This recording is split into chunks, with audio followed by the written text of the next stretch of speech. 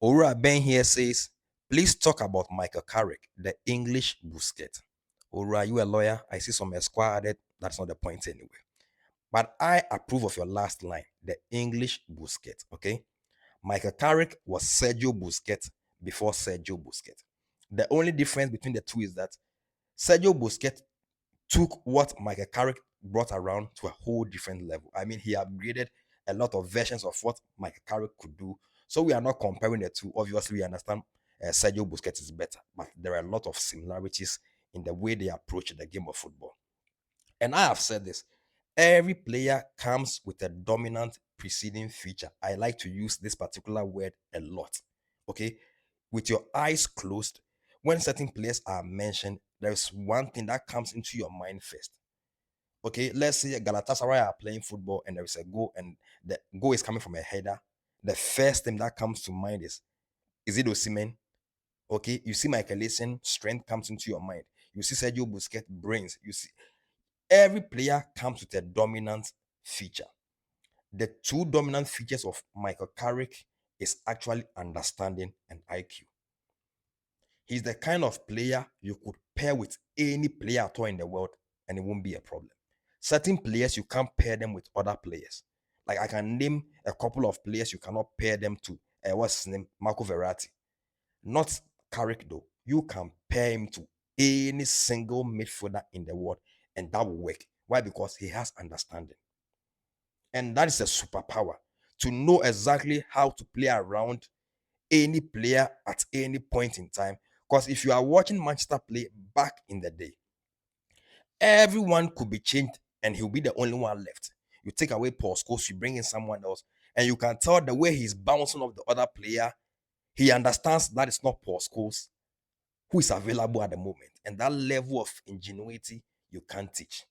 And that's one of the problems why England suffered in any tournament. It's like they do not know what to do with intelligent players.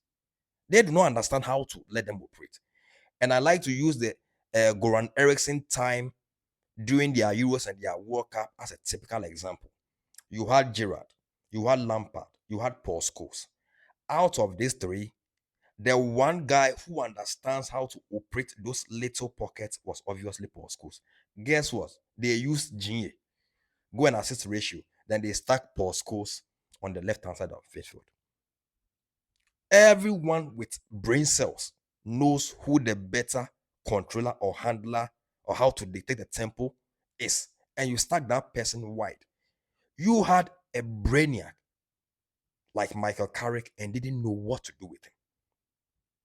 In fact, he didn't play a lot of the matches. They didn't know how to let him operate. The coaches didn't know what to do, make of him. And this is the difference between England and Spain. You think Spain will have a player, a thinker like Michael Carrick, and not know what to do with him. So I always say this: certain players who are not born in England is actually a blessing. Because if players like Sergio Busquets were born in England, it would have been a different story altogether. They would have been doing all they were doing, and it will surprise you. They will make the first 11, and it will still be Frank Lampard and Gerrard. I mean, they won't understand the fact that there's this one guy who is a thinker. All they see is go and assist ratio. Oh, shot. Who could shoot I mean, a lot of dumb stuff the way this English sees football. They've repeated this cycle over and over and over. You have Cole Palmer, then you make Jude Bellingham your number 10. So yes, when it comes to Michael Carrick, the level of understanding he has to the game is quite impressive. I haven't seen much who understands the game of football like Michael Carrick. He doesn't need to be skillful. He doesn't need to be flamboyant. The basic things, but the way he goes around them, you can tell he's just happy. So yes, I understand. I understand where the love is coming from. He's actually one of my favorite guys watching football. Because when I'm watching football, I do not want to see a whole lot of unnecessary things. Keep it simple and keep it tight. That is just basically Michael Carrick.